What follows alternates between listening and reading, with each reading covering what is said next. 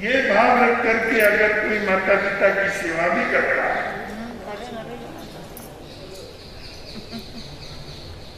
सेवा करना तो अच्छा ही है, उसकी तो मैं बुराई नहीं करता, पर जो अंतर में स्वार्थ की भावना है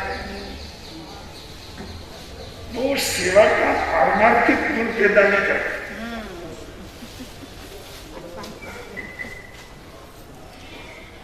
पारमार्थिक गुण पैदा होना चाहिए, हम कुछ भी करें। जब कोई हम सामाजिक करते हैं, साधना करते हैं, दान देते हैं, सेवा करते हैं,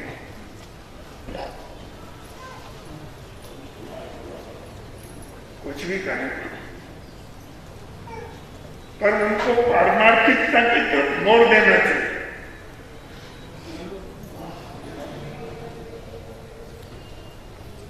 कई व्यक्ति जिनके सामाजिक काम, नियम और प्रतिदिन सामाजिक करना उनके लिए अनिवार्य है,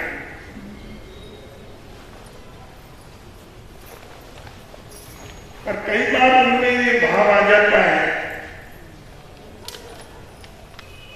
क्या करें, सामाजिक तो करनी पड़ेगी,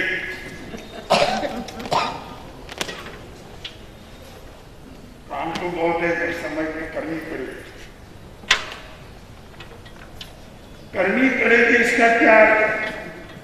सामाजिक तो करेगा,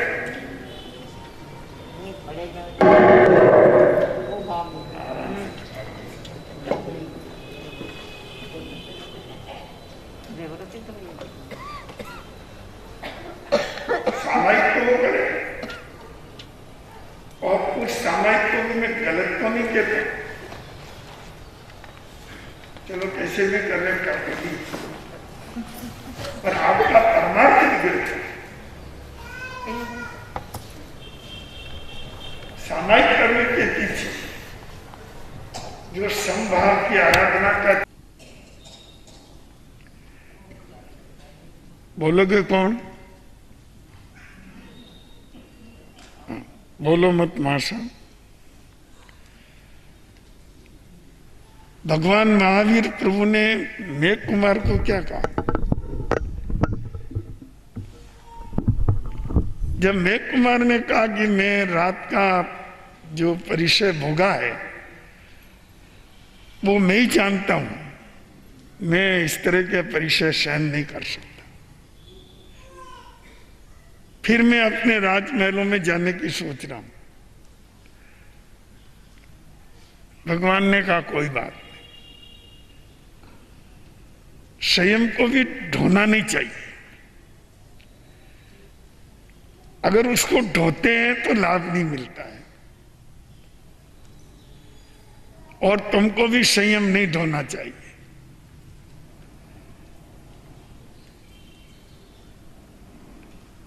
समाधि भाव नहीं रहता है तो संयम का आनंद नहीं मिलता है। समाधि भाव और आनंद स्वरूप ये कायम रहना चाहिए। अगर परमार्थ करते हुए, साधना करते हुए, संयम पालते हुए, सामायिक पोषक प्रतिक्रमण करते हुए अंतर में आनंद का समुद्र न उमड़े, हर्ष और प्रसन्नता की लहर न आए,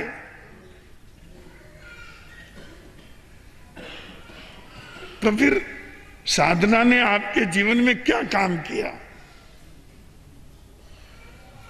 सारे दुखों से निवृत्त होने का साधन है साधना। बाकी तो चारों तरफ आग जल रही है, अरे तुम आग में से बाहर आए हो, खुशी मनाओ, आनंदित हो जाओ। 1 घंटे के लिए मुक्त हो गया मैं सारे बंधनों से, सारी लालसाओं से, सारी अपेक्षाओं से। अपनी आत्मा को परमात्मा के निकट पहुंचा करके साधना करूं।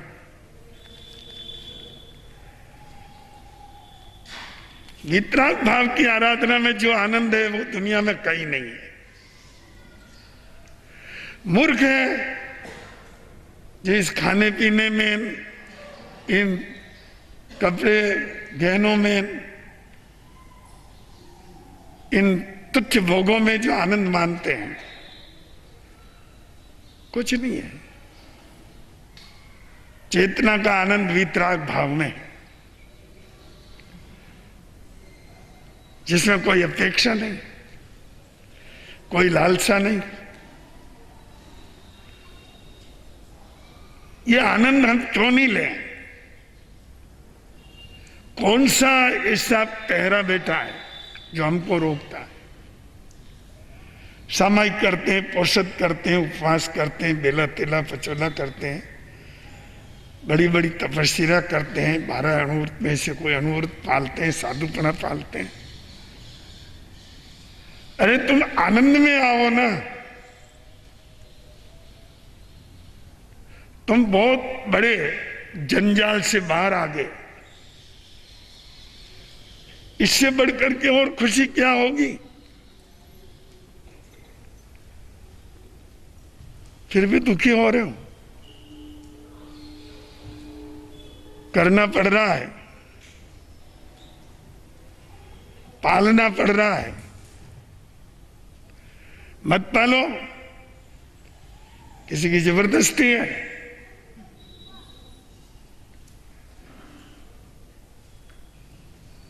धर्म अगर जबरदस्ती का काम करता है तो धर्म नहीं रहता है। ये धर्म जबरदस्ती का काम नहीं, आत्म स्वीकृति का कार्य है। जबरदस्ती कोई धर्म होता नहीं है।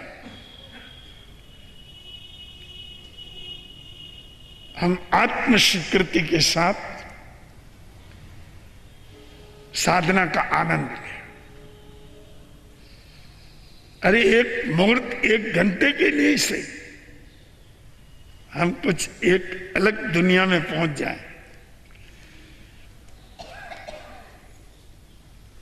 एक आनंद के दरबार में पहुंच जाएं।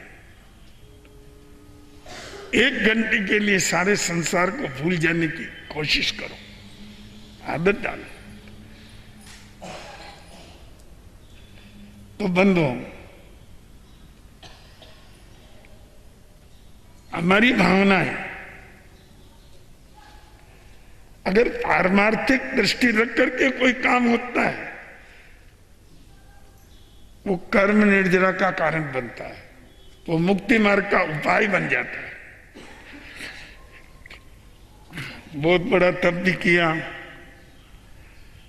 प्रदर्शन की इच्छा हुई और उसके पीछे दुनिया में ढिंढोरा लगाया, इतना तप किया मैंने, इतना किया, तुम क्या कर सकते हो? वो जहर, अमृत में जहर मिल गया। तप किया, ये अमृत है। अहंकार और प्रदर्शन किया, जहर है। बहुत दान दिया, अच्छी बात है, पर दान के पीछे भाव क्या है कि दुनिया तुम्हारी पूजा करे, तुम्हें शाल माला पहना है, तुमको सिर पे उठाए, तुम्हारी जय जयकार करे।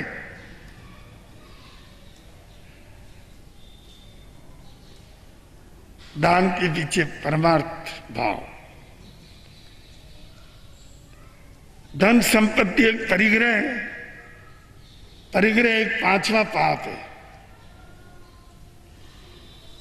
जो ममत्व से पैदा होता है और ममत्व पैदा करता है, दोनों ही काम करता है। धन ममत्व से आता है और ममत्व पैदा भी करता है। वो परिग्रह, उसका कुछ अंश भी आपने किसी पीड़ित मानवता की सेवा में लगा दिया, पीड़ित प्राणी के अनुकंपा से प्रेरित होकर सेवा में लगा दिया, ज्ञान दान में लगा दिया, धर्म के प्रचार प्रसार में लगा दिया, अज्ञानियों को ज्ञानी बनाने में लगा दिया, अधर्मियों को धर्मी बनाने में लगा दिया, स्वधर्मियों की सेवा करने में लगा दिया। और अगर इसी भावना से लगाए तो वो निर्जरा का कारण बनता है, वो मुक्ति मार्ग का उपाय बनता है। और किसी भावना से वह धन वापरा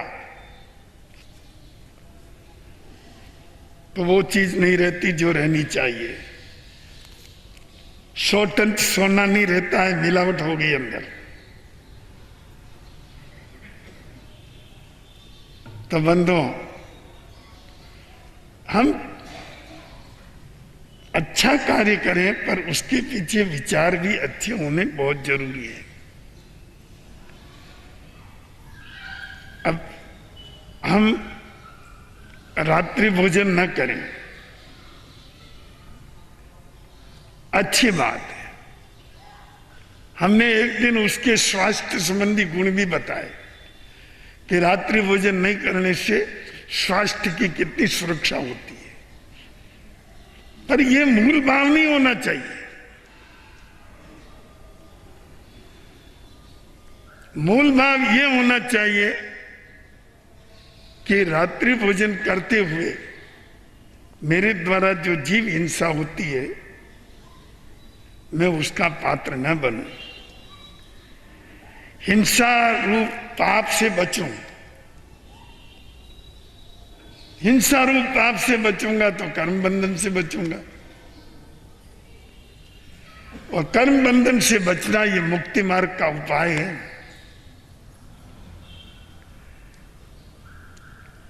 हेल्थ की बात अपने आप होती है और उसके साथ होने वाले लाभ अपने आप होते हैं, पर तुम्हारी लालसा ये नहीं रहनी चाहिए, तुम्हारी भावना ये नहीं चाहिए इसके लिए करता हूं, नहीं, परमार्थ भाव से करता हूं। दान देता हूं परमार्थ भाव से देता हूं, सेवा करता हूं परमार्थ भाव से करता हूं। सेवा का बदला वसूलने की कोशिश करते हैं।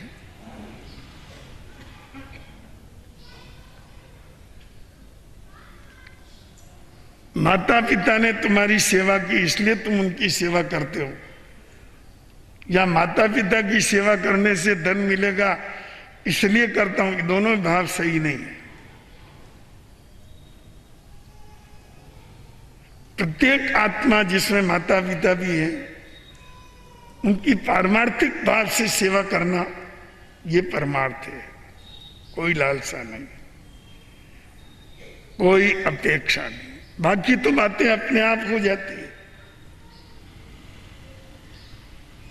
जो बाह्य लाभ मिलते हैं, जो वैकल्पिक लाभ है, वो तो श्रद्धा होते हैं। आप मूल से हट करके वैकल्पिक लाभ को मुख्यता दे देते हैं तो वो पारमार्थिकता नहीं रह पाती।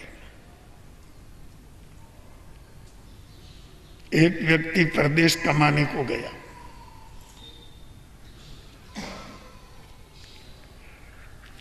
छोटे से बच्चे को छोड़ के गया। 16 वर्ष हो गए, बच्चा भी युवा हो गया। पत्नी ने लिखा बच्चा बड़ा हो गया है और आपको 16 वर्ष लगभग हो गए हैं, अब तो आओ, जो कमाया वो बहुत है। बच्चे का संबंध शादी करना सारा कार्य शेष है। उस व्यक्ति ने कहा ठीक है आता हूं। 2-4 महीने में अपना सारा व्यापार व्यवसाय समेटकर लाखों कमाए।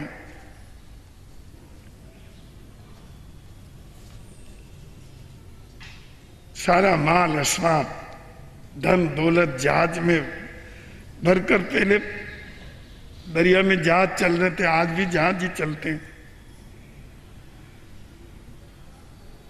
उसने लिखा अमुक तारीख को मैं मेरा जहाज बंदरगाह पे लग जाएगा,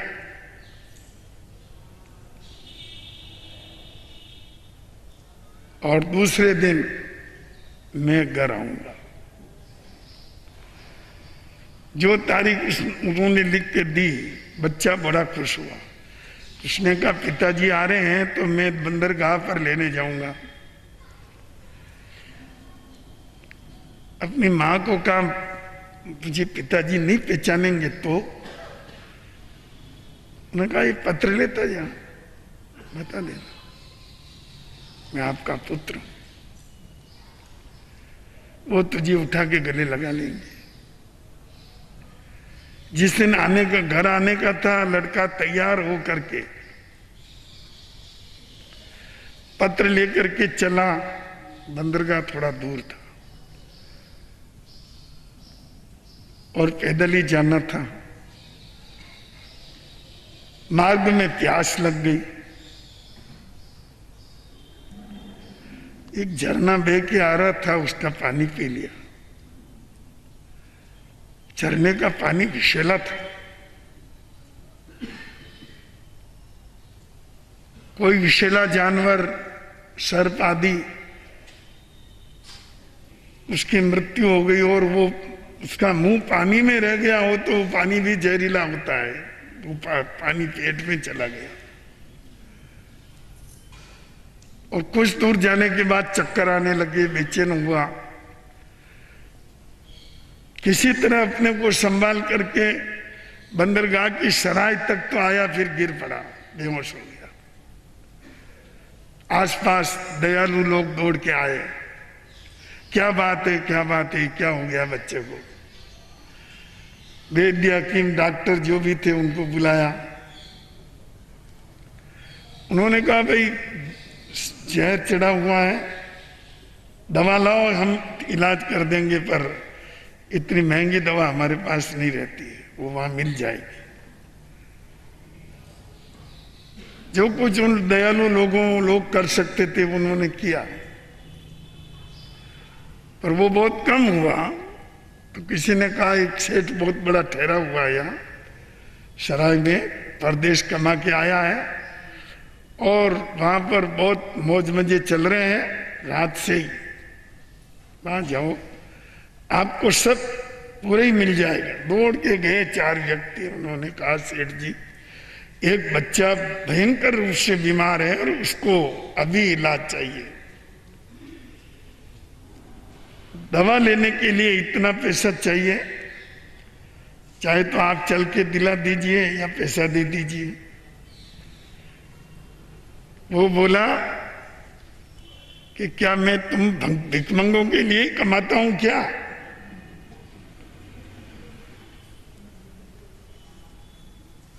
आके ठहरा ही नहीं और ये भिखमंगे आके खड़े हो गए। अरे दुनिया में बहुत जीते हैं, बहुत मरते हैं, हम किस किस की परवाह करेंगे? चलो निकलो यहां से, एक छदाम, एक पैसा मिलने वाला नहीं है। बेचारे निराश होकर के चले आए। भाग दौड़ की दवा नहीं मिल सकी, बच्चा नहीं जिया। पुलिस आई, बच्चा किसका? शिनाख्त नहीं हो रही थी। जेब में से पत्र निकला।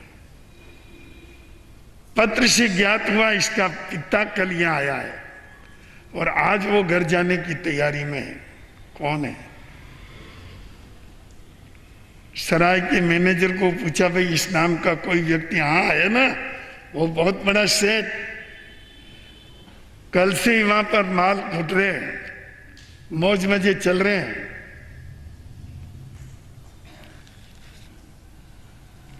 अच्छा, पुलिस पहुंची, डंडा बजाया, रोको, तुम्हारी आमोद प्रमोद बंद करो, इधर आओ। उसने कहा क्या कारण है? मैंने टैक्स वैक्स सब दे दिया, फिर क्यों? नहीं तुम चलो हमारे साथ।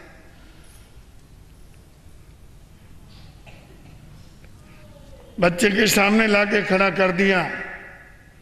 पुलिस ने कहा ये पत्र इस बच्चे की जेब में से मिला है।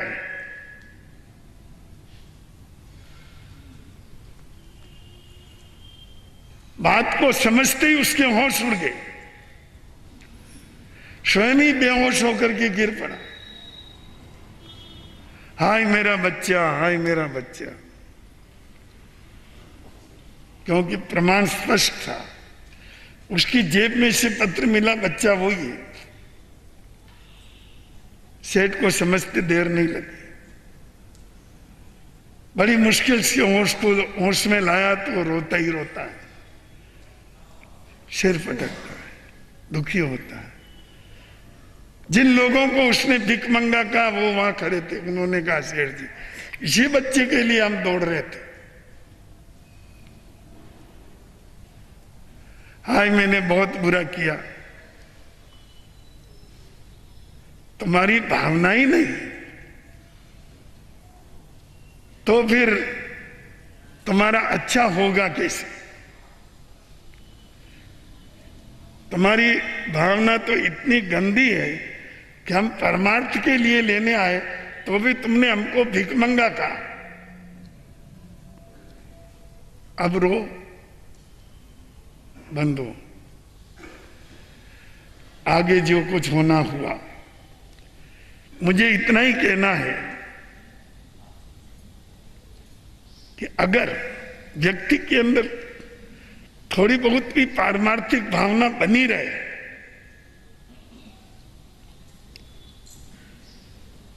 तो याद रखिए कहीं न कहीं आपका हित भी उसमें हो जाएगा। आपका हित हो तभी कुछ करो।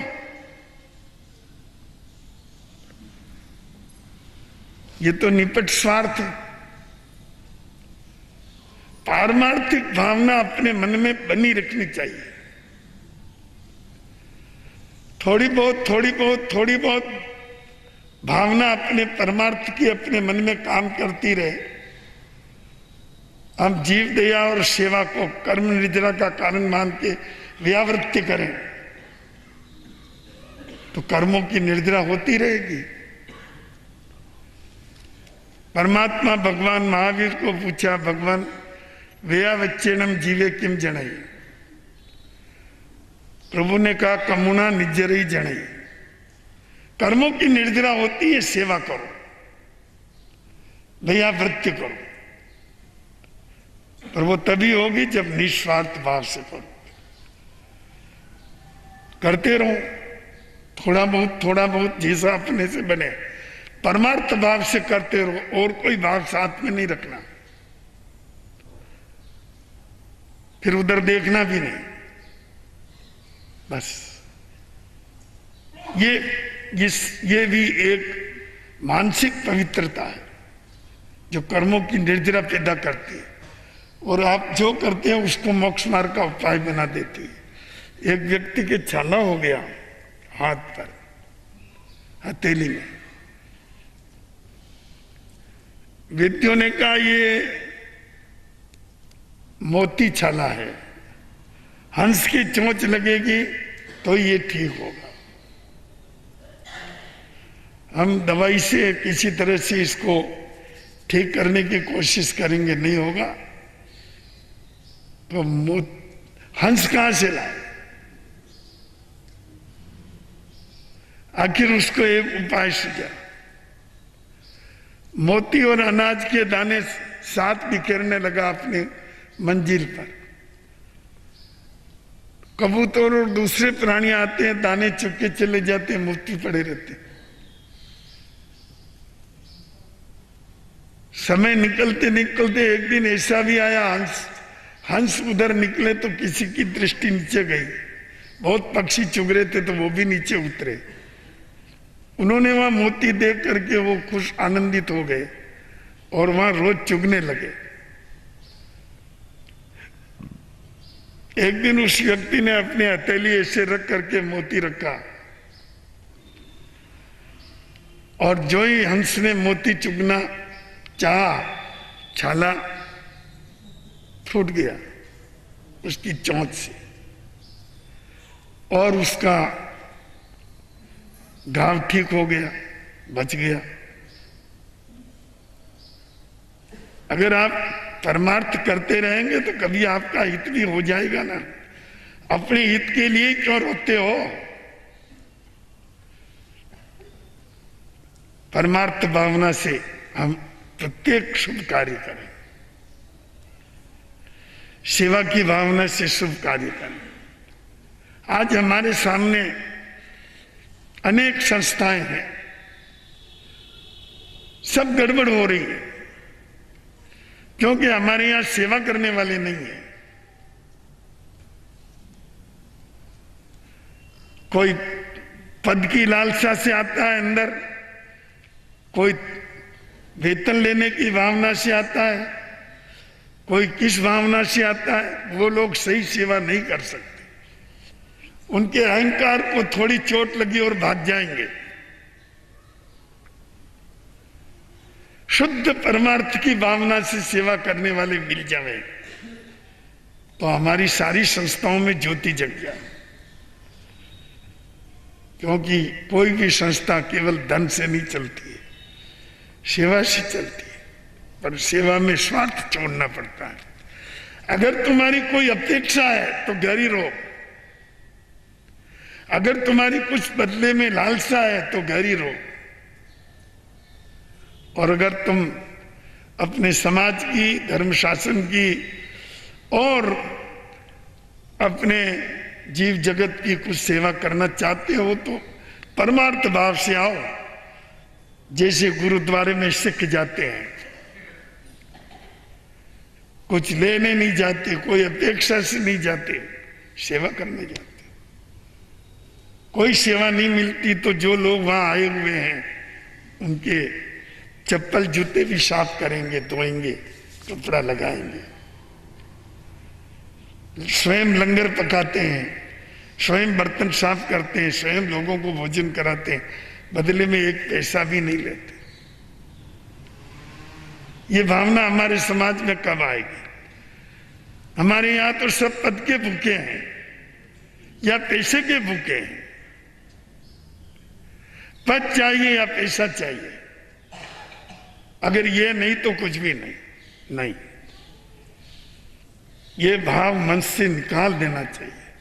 अपने समाज में सैकड़ों संस्थाएं, सब संस्थाओं की हालत ज्यादा अच्छी नहीं है, कारण यहां परमार्थ भाव से कोई आता ही नहीं है।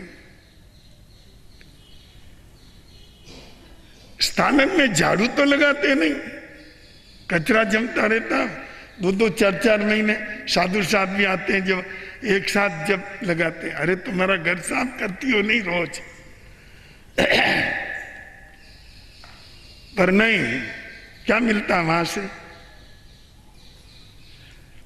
अभी स्थानक में झाड़ू लगाने के 100 रुपया रोज मिले तो 25 औरतें तैयार हो जाएगी, मैं लगाऊंगी।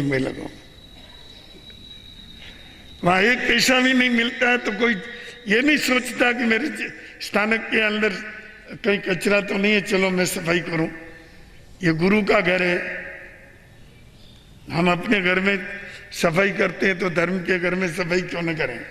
पर तुम में परमार्थ की भावना ही नहीं। ये अपने समाज की बहुत बड़ी कमजोरी है।